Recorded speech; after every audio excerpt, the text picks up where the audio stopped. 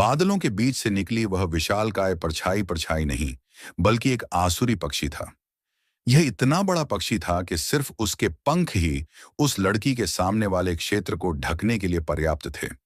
उस आसुरी पक्षी ने जब देखा कि उसके सामने एक 16 से 17 साल की लड़की खड़ी है, वह भी हवा में, तो वह अपनी जगह पर ही बिल्कुल स्थिर हो गया। मैंने इसकी बिल्कुल भी उम्मीद नहीं की थी कि यहां ऐसी जगह पर ऐसी दुर्लभ प्रजाति का कोई आसुरी पक्षी रहता होगा। पीले रंग के कपड़े पहने उस लड़की ने जैसे ही अपने सामने खड़े उस आसुरी पक्षी को देखा, तो उसने हैरान होते हुए कहा। उस लड़की की बात सुन वह आसुरी पक्षी भी एक पल के लिए चौंक पड़ा। फिर उसने आंतरिक ऊर्जा के द्वारा संदेश भेजकर उस लड़की से पूछा, बच्ची, तुम कौन हो और यहां पर क्या कर रही हो? मैं कौन हूं, यह जानना तुम्हारे लिए जरूरी नहीं है। रही बात इसकी कि मैं यहां पर क्यों आई हूं, तो मैं यहां पर अपने बड़े भाई आकर्ष से मिलने आई हूं। क्या तुम जानते हो कि वह कहां पर है? पीले रंग के कपड़े पहने उस लड़की ने पहले तो उस आसुरी पक्षी के सवाल का जवाब दिया और फिर उससे अपना सवाल पूछा। बड़ा भाई आकर्ष? उसका सवाल सुनकर वह आसुरी पक्षी एक बार फिर से चौंक पड़ा और उसने दोबारा से आंतरिक ऊर्जा के द्वारा संदेश भेजकर उस लड़की से पूछा, क्या तुम जिस बड़े भाई की बात कर रही हो, उसका पूरा नाम आकर्ष सिंघानिया है?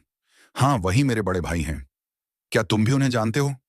इस बार लड़की ने हल्की सी मुस्कुराहट प्रदर्शित करते हुए कहा, हाँ, मैं उसे जानता हूं, लेकिन इस समय वह यहां पर नहीं है। उस आसुरी पक्षी ने जवाब दिया। जैसे ही उसे पता चला था कि वह लड़की आकर्ष को जानती है और उसकी छोटी बहन है, तो उसकी आंखों में क्रूरता थोड़ी कम हो गई थी। वह यहां पर नहीं है, तो वह कहां पर है? उस लड़की ने पूछा। हिस हिस। तभी ध्रुव और स्यारा, जो कि इतनी देर से पास में बिल्कुल शांत खड़े थे, उन्होंने भी जोर जोर से शोर मचाना शुरू कर दिया। स्वाभाविक था कि उन्हें भी बहुत निराशा हुई थी कि वह आकर्ष से मिलने आए हैं और आकर्ष वहां पर नहीं है। मुझे सिर्फ इतना पता है कि लगभग 2 साल पहले वह कल्पी राज्य में गया था, लेकिन अभी वह वहां पर है या नहीं, इसका मुझे कुछ भी पता नहीं है। उस आसुरी पक्षी ने जवाब दिया। जो जवाब उसने दिया था वह भी उसे विभाग प्रमुख नयनतारा से पता चला था, वरना उसे खुद पता नहीं था कि आकर्ष कहां पर है। कल्पी राज्य? ध्रुव, स्यारा, चलो बड़े भैया से मिलने कल्पी राज्य चलते हैं। लड़की ने थोड़ा उत्साहित होते हुए उन दोनों सांपों से कहा। हिस हिस। उसकी बात सुनकर दोनों सांपों की आंखों में एक बार फिर से उत्साह का भाव आ गया और दोनों खुशी व उमंग से भर गए। उन तीनों के वहां से जाने के बाद उस विशालकाय आसुरी पक्षी की आंखें पूरी तरह से सिकुड़ गईं।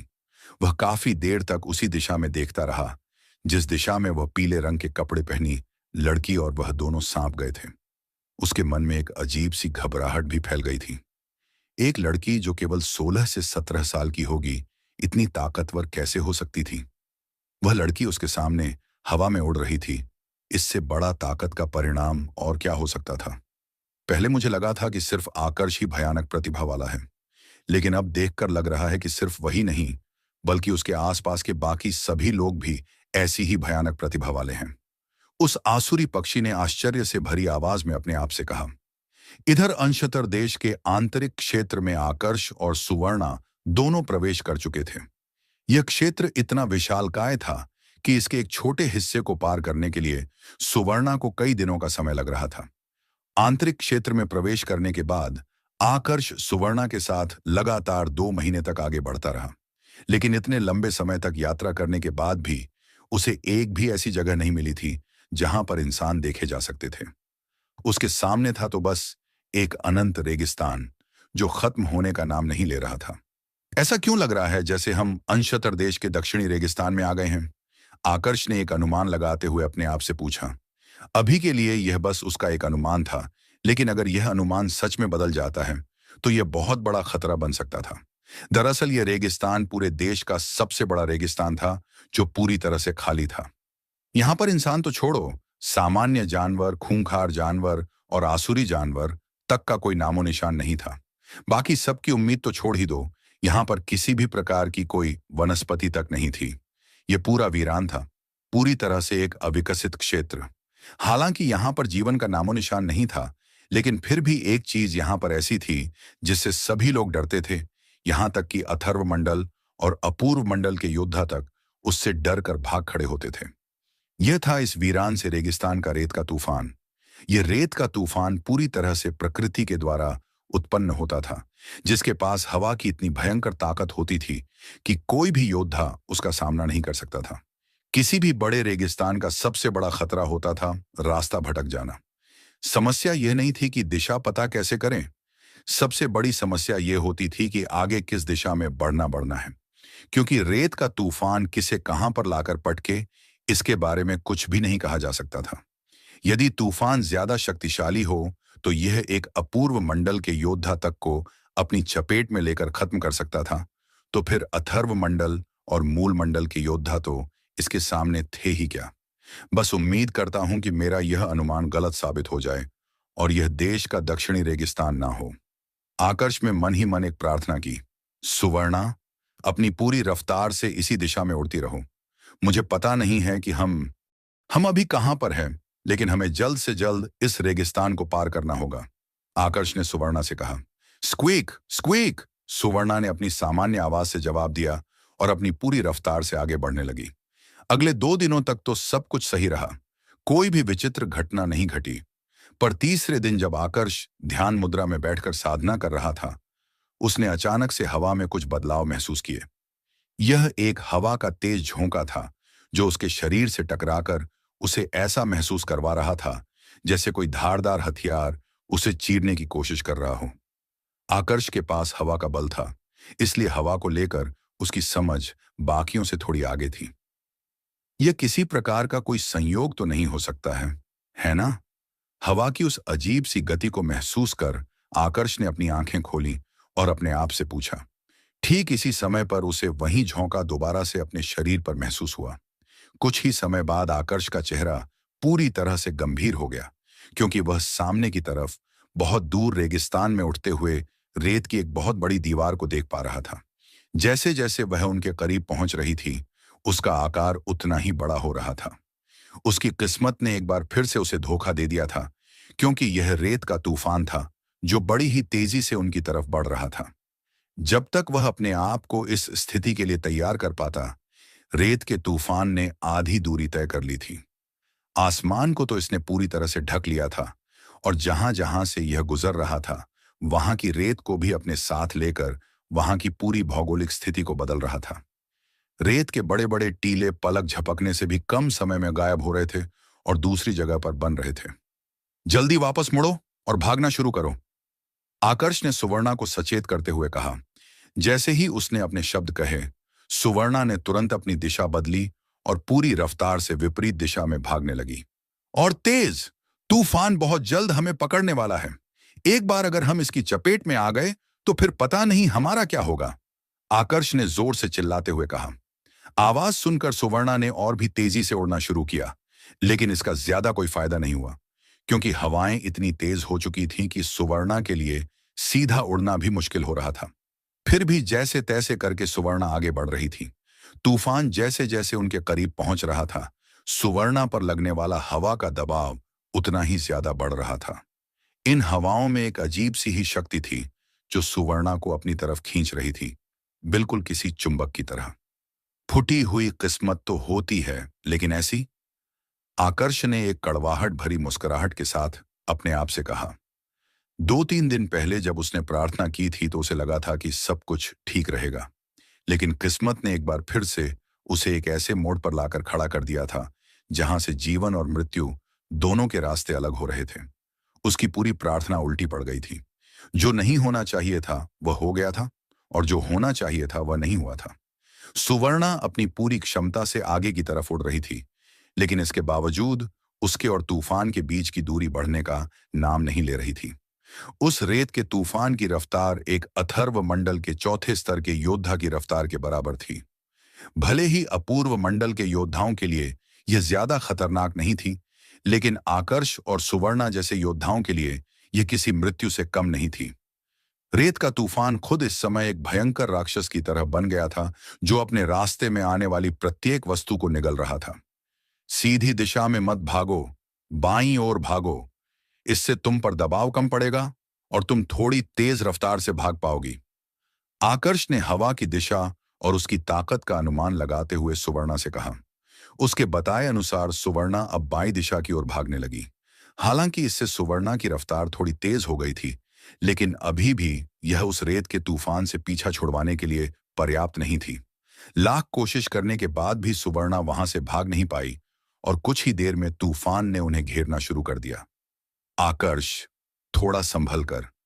इन तेज हवाओं के बीच मेरा संतुलन बना पाना काफी मुश्किल हो रहा है। सुवर्णा ने आंतरिक ऊर्जा के द्वारा संदेश भेजकर आकर्ष से कहा। तूफान की तेज हवाओं के बीच सुवर्णा और आकर्ष दोनों पर इतना ज्यादा दबाव पड़ रहा था कि दोनों तेजी से जमीन की तरफ बढ़ने लगे। जैसे ही दोनों जमीन से टकराने वाले थे, नीचे से ऊपर उठ रही हवाओं ने एक बार फिर से उन पर जोर का दबाव लगाया, जिससे दोनों एक दूसरे से अलग हो गए।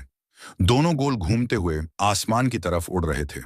शून्य के मंडल में होने के कारण वह दोनों उड़ पा रहे थे, लेकिन हवा के विपरीत बढ़ना उनके लिए मुश्किल हो रहा था। और हवा के साथ में वह दोनों उड़ नहीं सकते थे, क्योंकि अगर उन्होंने ऐसा किया तो दोनों पता नहीं किस कोने में जाकर गिरेंगे। सुवर्णा, क्योंकि आकर्ष से ऊर्जा स्तर के मामले में आगे थी, तो उसकी रफ्तार भी थोड़ी तेज थी।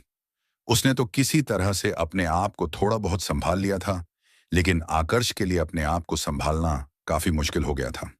कुछ ही देर में दोनों एक दूसरे से पूरी तरह ओझल हो गए। दोनों के बीच की दूरी इतनी बढ़ चुकी थी कि एक दूसरे को आंतरिक ऊर्जा के द्वारा संदेश भी नहीं भेजा जा सकता था। अपने खुद के शरीर पर से आकर्ष अपना नियंत्रण पूरी तरह से खो चुका था। अब वह सिर्फ हवा के सहारे उड़ पा रहा था, और हवा उसे कहां ले जा रही थी इसका उसे खुद पता नहीं था। गोल घूमते हुए आकर्ष को चक्कर आने लगे। उसकी आंखों के आगे अंधेरा छाने लगा, पर थोड़ी ही देर में वह बेहोश हो गया। अब उसका शरीर किसी कटी हुई पतंग की भांति हवा में स्वतंत्र रूप से तैर रहा था। कोई नहीं जानता था कि वह कितनी देर से इसी तरह हवा में उड़ रहा था। वह बस इतना महसूस कर पा रहा था कि वह एक धुंधली सी जगह में खो गया है। जागो! अचानक से आकर्ष के मस्तिष्क में एक आवाज गूंजी, जिससे वह बिल्कुल भी परिचित नहीं था। पता नहीं यह आवाज किसकी थी, लेकिन इसने उसे वापस से होश मिला दिया था। मगर अफसोस, इस समय वह रास्ता पूरी तरह से भटक चुका था। रेत का तूफान काफी हद तक आगे बढ़ चुका था। अब पीछे का सिर्फ थोड़ा सा अंश बचा था, जिसके सहारे अभी भी वह हवा में उड़ रहा था।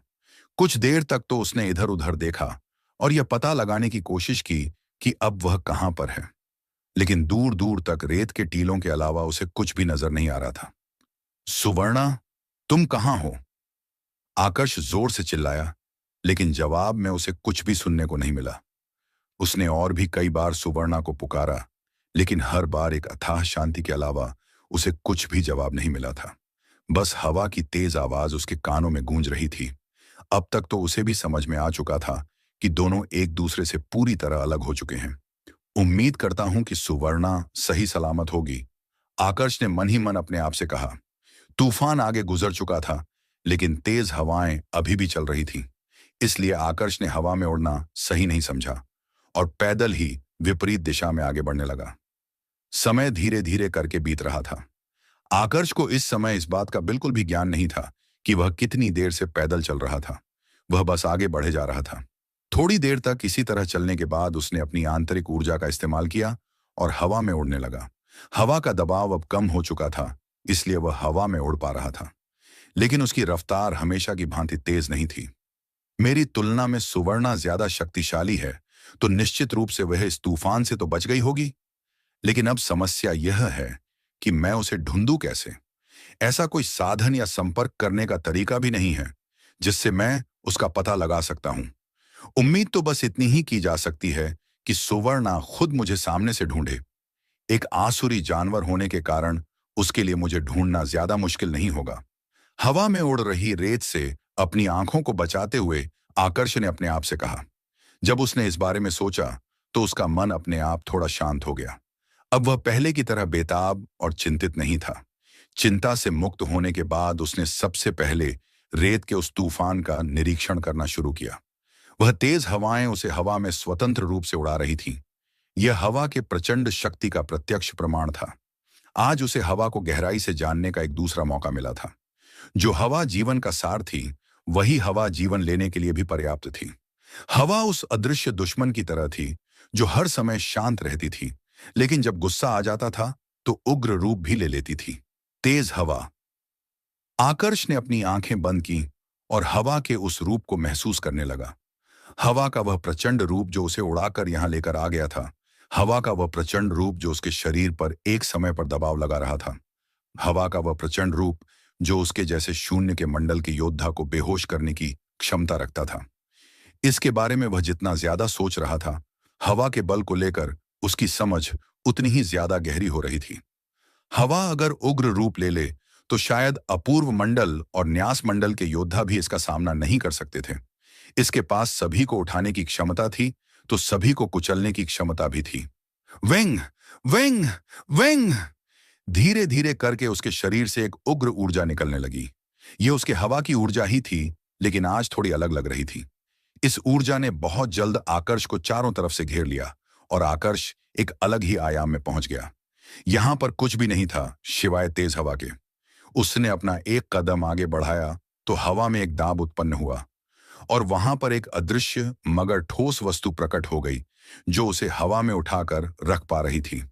उसने अपना दूसरा कदम और ऊंचाई पर आगे बढ़ाया तो वहां पर भी ऐसी ही ठोस वस्तु प्रकट हो गई। वहां पर कुछ तो था जो उसे हवा में उठाकर रख रहा था, लेकिन वह क्या था उसे कोई भी देख नहीं पा रहा था। एक अनिश्चित समय अंतराल के बाद आकर्ष ने दोबारा से अपनी आंखें खोली। वह फिर से उसी रेगिस्तान में पहुंच गया था, लेकिन अब वह पहले वाला आकर्ष नहीं था। उसके शरीर में एक हल्का सा परिवर्तन आ गया था। उसकी एक आंख का रंग बदलकर थोड़ा अलग हो गया था।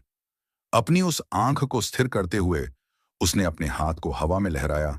उसके ऐसा करते ही उसके शरीर से एक प्रचंड ऊर्जा निकली जिसने बहुत जल्द उसके सिर के ऊपर हाथियों की परछाइयों का रूप लेना शुरू कर दिया। ये पूरे 2000 हाथियों की परछाइयां थीं। हवा का बल जिसके पास 2000 हाथियों की ताकत थी, यह इस ओर इशारा कर रहा था कि वह अब हवा के बल के अग्रिम स्तर में पहुंच चुका है। आखिरकार मैंने हवा के बल के अग्रिम स्तर में प्रवेश कर ही लिया, आकर्ष ने उत्साहित होते हुए अपने आप से कहा। वह इस समय कितना ज्यादा खुश था उसके चेहरे से साफ झलक रहा था। आज 2 बार उसकी किस्मत ने उसे धोखा दिया था तो 2 बार उसका साथ भी दिया था। पहले तो उसका सामना रेत के तूफान से हुआ और फिर वह सुवर्णा से अलग हो गया।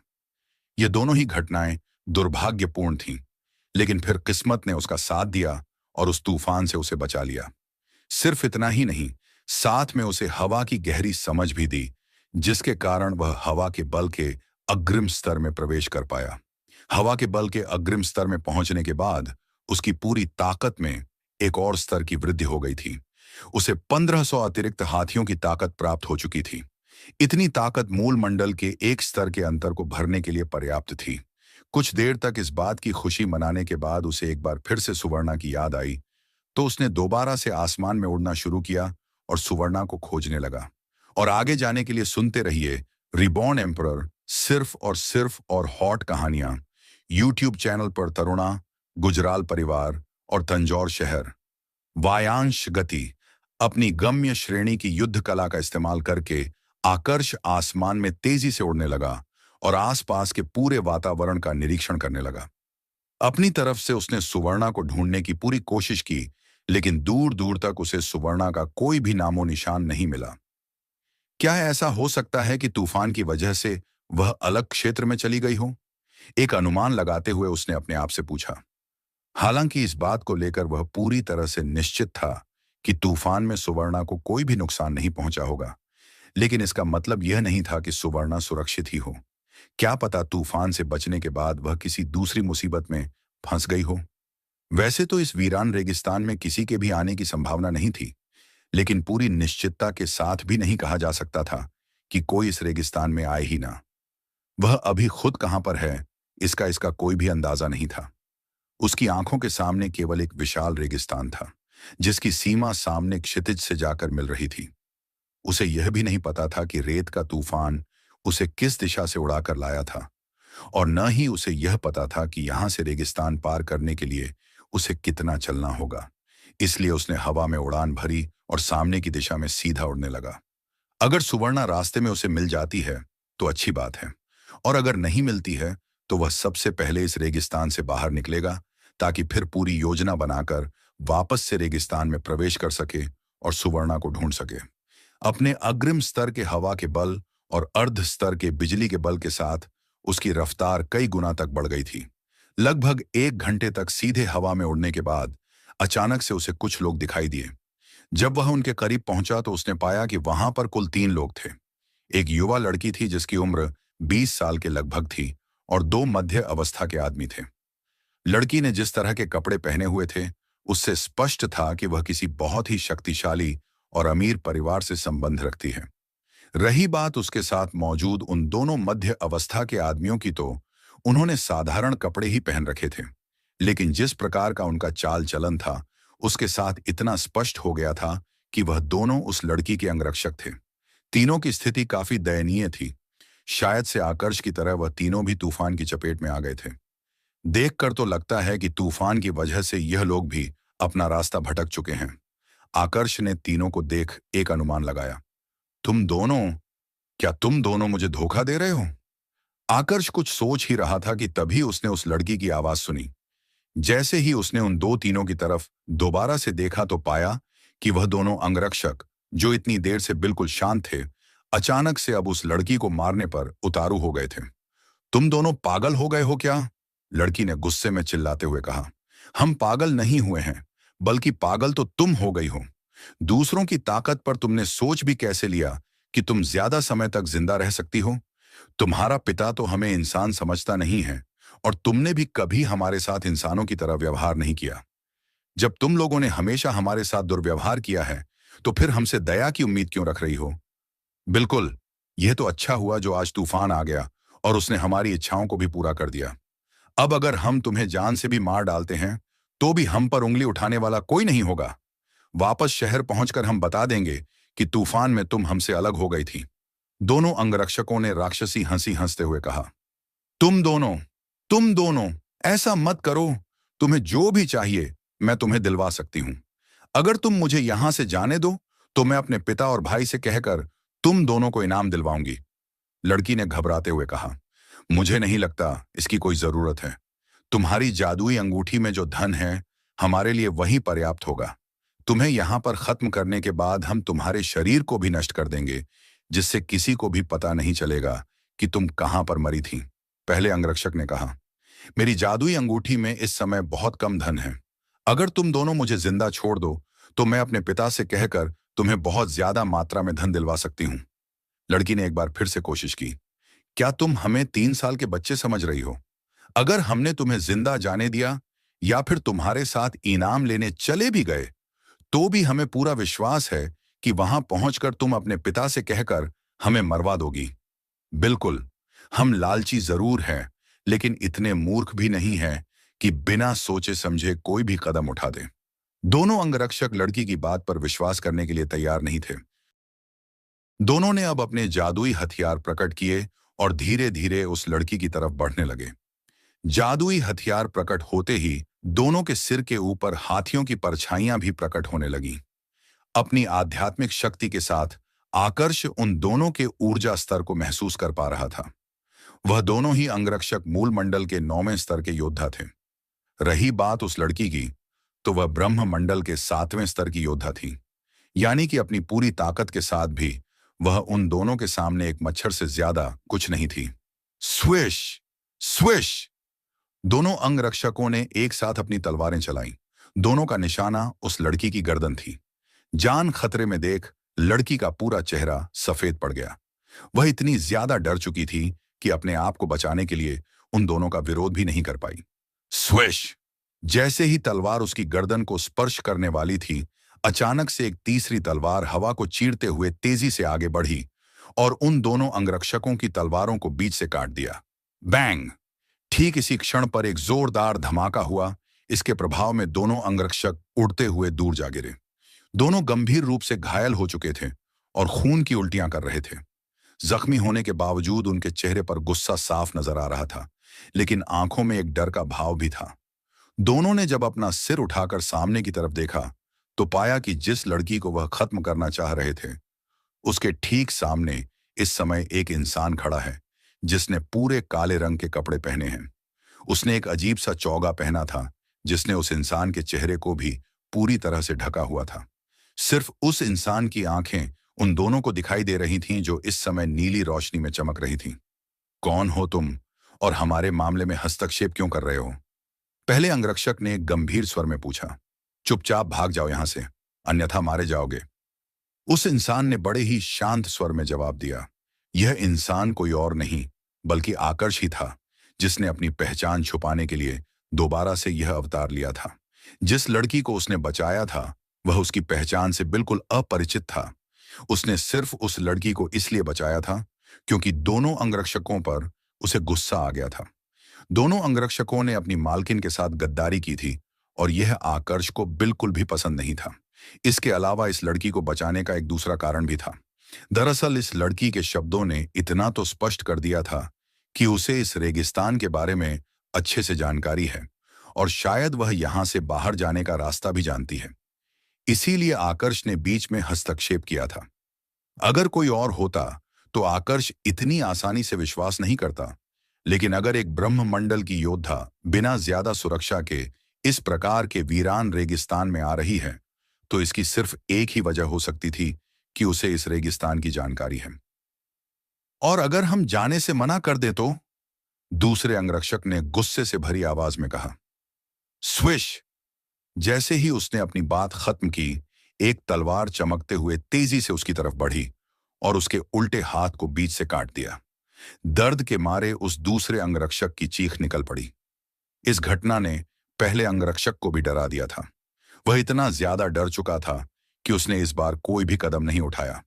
जाने से मना कर देते हो तो अगली बार तुम्हारा हाथ नहीं बल्कि तुम्हारी गर्दन होगी, आकर्ष ने एक भारी तथा कर्कश आवाज में कहा। उसकी आवाज इतनी डरावनी थी कि दोनों अंगरक्षक डर से थर-थर कांपने लगे। इस बार दोनों में से किसी ने भी आकर्ष को हल्के में लेने की भूल नहीं की। अपनी शेष बची सारी ऊर्जा एकत्रित करके दोनों ने तुरंत अपनी गम्य श्रेणी की युद्ध कलाओं का इस्तेमाल किया और जितना जल्दी हो सके वहां से भाग खड़े हुए। दोनों में से एक ने भी पीछे पलटकर देखने की भूल नहीं की। उस नकाबपोश के प्रहारों से दोनों को इतना तो समझ में आ गया था कि वह दोनों उसकी शक्ति के सामने कुछ भी नहीं है। दोनों अंगरक्षकों के वहां से जाने के बाद आकर्ष ने अपने जादुई हथियार को वापस से अपनी जादुई अंगूठी में रखा और मुड़कर उस लड़की की तरफ देखा। तुमने उन्हें मारा क्यों नहीं? उन्हें जिंदा क्यों छोड़ दिया? आभार प्रकट करने की जगह उस लड़की ने नाराजगी प्रदर्शित करते हुए आकर्ष से सवाल पूछा। उसके शब्द सुनकर आकर्ष बड़े ही ध्यान से उस लड़की की तरफ देखने लगा। क्या मुझे उन्हें मारना चाहिए था? मैं तुम्हारा नौकर नहीं हूं जो तुम्हारे लिए दूसरों की जाने लूं। और हां, अपने शब्दों पर थोड़ा नियंत्रण रखना। मुझे वह लोग बिल्कुल भी पसंद नहीं हैं जो आभार प्रकट करने की जगह अपनी जान बचाने वाले पर गुस्सा करते हैं। आकर्ष ने एक बहुत ही कर्कश आवाज में जवाब दिया। इस बात में तो कोई भी संदेह नहीं था कि वह लड़की खूबसूरत थी, लेकिन सिर्फ सुंदरता ही सब कुछ नहीं होती। सबसे महत्वपूर्ण होता है स्वभाव। किसी का स्वभाव निर्धारित करता है कि वह किस प्रकार का व्यक्ति है। सिर्फ लड़की है इसका मतलब यह नहीं था कि आकर्ष उसकी सारी बातें सुनने वाला था। वह एक ऐसा इंसान था जिसके लिए स्वभाव सबसे पहले आता था।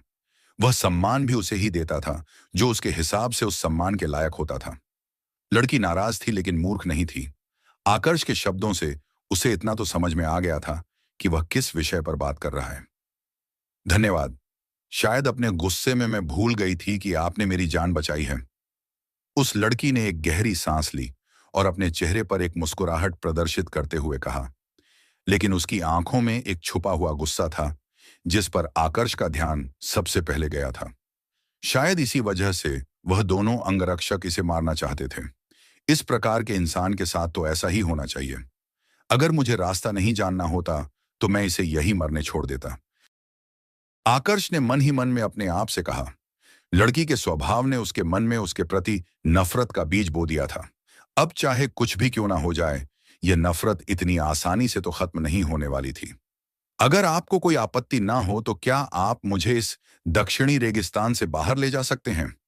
यदि आप मुझे सुरक्षित मेरे घर पहुंचा देते हैं तो मैं अपने पिता से कहकर आपको बहुत बड़ा इनाम दिलवाऊंगी। लड़की ने आकर्ष को लालच देते हुए कहा।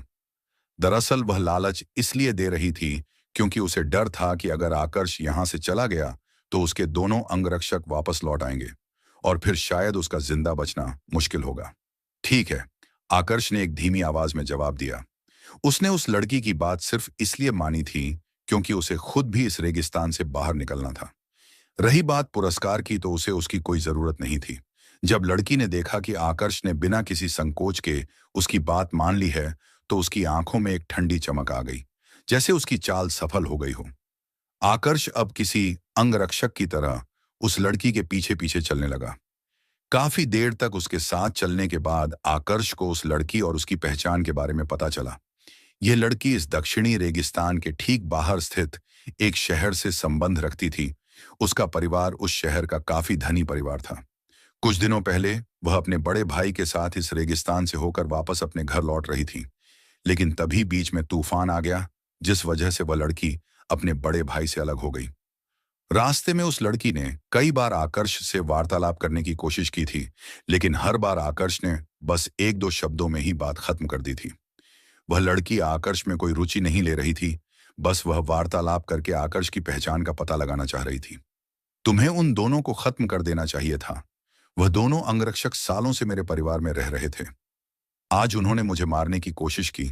इस गद्दारी के लिए उन्हें मृत्युदंड मिलना चाहिए था। लड़की ने एक बार फिर आकर्ष के सामने इस घटना का जिक्र किया। उसके शब्दों में गुस्सा साफ झलक रहा था। आकर्ष बस चुपचाप उसकी बातें सुन रहा था। जवाब देने का उसका बिल्कुल भी मन नहीं था।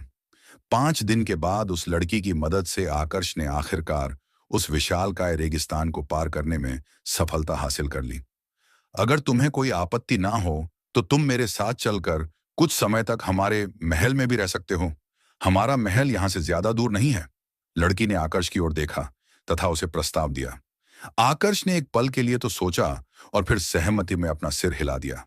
पिछले 5 दिनों में उसे उस लड़की के बारे में और भी ज्यादा जानकारी मिली थी। जैसे उस लड़की का नाम तरुणा था और वो तंजौर नामक शहर, जो कि रेगिस्तान के ठीक बाहर स्थित था, उसके जाने माने परिवार गुजराल परिवार की बेटी थी। हमारा गुजराल परिवार पूरे तंजौर परिवार का एक जाना माना परिवार है। वैसे तो उन दोनों अंगरक्षकों को जिंदा छोड़कर तुमने गलती की है, लेकिन मुझे विश्वास है कि मेरा गुजराल परिवार इसके लिए तुम्हें ज्यादा कुछ नहीं कहेगा। तरुणा गुजराल ने आकर्ष को आश्वासन देते हुए कहा। वह आकर्ष को यह सब ऐसे बता रही थी जैसे आकर्ष को कोई इनाम दे रही हो। उसके शब्द सुनकर आकर्ष के चेहरे के भाव थोड़े कठोर हो गए। वह लोग मुझे ज्यादा कुछ नहीं कहेंगे? क्या इसका मतलब यह है कि मुझे थोड़ी बहुत बातें सुननी होगी? आकर्ष ने मन ही मन अपने आप से पूछा। पहले तो वह इन सब को नजरअंदाज करना चाह रहा था, लेकिन अब उसने अपना इरादा बदल दिया। अब तो वह खुद जाकर देखना चाहता था कि आखिर किस तरह से उसे बातें सुनने को मिल सकती हैं। थोड़ी देर तक तरुणा के साथ चलने के बाद आकर्ष को अपने सामने एक छोटा सा शहर दिखाई देने लगा। वैसे इसे एक शहर नहीं बल्कि एक बड़ा कस्बा कहा जा सकता था, क्योंकि शहरों की तरह यहां पर ज्यादा चहल पहल नहीं थी। रही बात क्षेत्रफल की, तो क्षेत्रफल की दृष्टि से यह शहर वीरगढ़ से थोड़ा छोटा था। तंजौर शहर में प्रवेश करने के बाद आकर्ष तरुणा के पीछे चलते हुए एक महल के ठीक सामने पहुंच गया। वैसे इसे भी महल कहना गलत था, क्योंकि यह कोई महल नहीं बल्कि एक बड़ी हवेली थी। महल के मुख्य द्वार के ठीक ऊपर बड़े बड़े अक्षरों में 2 शब्द लिखे गए थे, जो कि थे गुजराल निवास। मालकिन, आप इस स्थिति में? जैसे ही तरुणा मुख्य द्वार के पास पहुंची, द्वार के सामने खड़े दोनों पहरेदारों ने पहले तो उसे प्रणाम किया और फिर एक आश्चर्य से भरे स्वर में पूछा। दरअसल तरुणा तूफान में खो चुकी है। इसकी खबर गुजराल परिवार तक पहुंच गई थी, लेकिन क्योंकि रेगिस्तान काफी बड़ा था तो गुजराल परिवार खोज भी बहुत सोच समझ कर रहा था। अच्छा हुआ जो आप वापस लौट आई छोटी मालकिन। मालिक बहुत परेशान हो रहे थे। पिछले 3 दिनों में छोटे मालिक ने और बड़े मालिक ने 50 से ज्यादा सेवकों को आपको ढूंढने में लगा दिया है, दूसरे पहरेदार ने कहा। इस पर तरुणा ने ज्यादा कोई प्रतिक्रिया नहीं दिया और द्वार खोलने का इशारा किया। द्वार खोलने के बाद वह आकर्ष के साथ अंदर दाखिल हो गई। फिर वह आकर्ष को लेकर सीधे हवेली के मुख्य कक्ष में आई, जहां पर उसका भाई और उसके पिता अभी भी उसको ढूंढने के लिए चिंतित हो रहे थे। पिताजी। जैसे ही तरुणा ने मुख्य कक्ष में प्रवेश किया, वह भागते हुए सीधे अपने पिता के पास गई और उनसे जाकर लिपट गई। स्वभाव भले ही कैसा ही हो, लेकिन वह इस बात के लिए बहुत ज्यादा खुश थी कि आखिरकार जिंदा वापस अपने परिवार और अपने पिता के पास लौट आई है। तरुणा, तुम ठीक तो हो? इतने समय से तुम कहां पर थी? तुम्हें कुछ हुआ तो नहीं? तरुणा के पिता ने एक के बाद एक कई सवाल तरुण से पूछे। इस लड़के ने तुम्हें कोई नुकसान तो नहीं पहुंचाया तरुणा? इसी बीच तरुणा के भाई की नजर आकर्ष पर पड़ी। इस समय तक आकर्ष अपने चेहरे पर से कपड़ा हटा चुका था, इसीलिए हर कोई उसका चेहरा साफ देख पा रहा था। आकर्ष को देखते ही तरुणा के भाई को उस पर कुछ संदेह हुआ और उसने तरुणा से सवाल किया। उसका सवाल सुनकर आकर्ष ने कोई भी प्रतिक्रिया नहीं थी। अगर सच में उसे तरुणा को नुकसान पहुंचाना होता तो अब तक तरुणा कई बार खत्म हो चुकी होती। वह उन लोगों में से नहीं था जो अपने शिकार को इतनी देर तक जिंदा रहने देता। पिताजी, इसने मुझे कोई भी नुकसान नहीं पहुंचाया, लेकिन उन दोनों अंगरक्षकों ने मुझे जान से मारने की कोशिश जरूर की। इसने तो सही समय पर आकर मेरी जान बचाई थी। तरुणा ने इस मामले में अपनी तरफ से सफाई देते हुए कहा। क्या? उन दोनों की इतनी हिम्मत जो उन्होंने तुम्हें खत्म करने की कोशिश की? मैं उन दोनों को छोड़ूंगा नहीं। तरुणा की बात सुनकर तरुणा के पिता का गुस्सा फूट पड़ा। सिर्फ उनके शब्दों से ही पता चल रहा था कि वह इस समय कितने ज्यादा गुस्से में हैं। तो इसका मतलब यह है कि इसने तुम्हें बचाया। क्या तुम पूरी तरह से निश्चित हो कि यह वह इंसान नहीं था जो तुम्हें नुकसान पहुंचाना चाहता था? तरुणा के पिता की नजर भी अब आकर्ष पर पड़ी और उन्होंने तरुणा से पुष्टि करने के लिए दोबारा सवाल किया। स्वाभाविक रूप से तो उनकी बेटी की जान बचाने के लिए उन्हें आकर्ष का आभार प्रकट करना था, लेकिन वह भी इस समय आकर्ष पर ही संदेह कर रहे थे। हाँ पिताजी, इसी ने मुझे बचाया था, तरुणा ने जवाब दिया। क्या इसने उन दोनों अंगरक्षकों को जान से मार दिया? तरुणा के भाई ने सवाल किया। इस पर तरुणा ने अपना सिर असहमति में हिलाया। और आगे जाने के लिए सुनते रहिए रिबॉर्न एम्परर, सिर्फ और हॉट कहानियां यूट्यूब चैनल पर।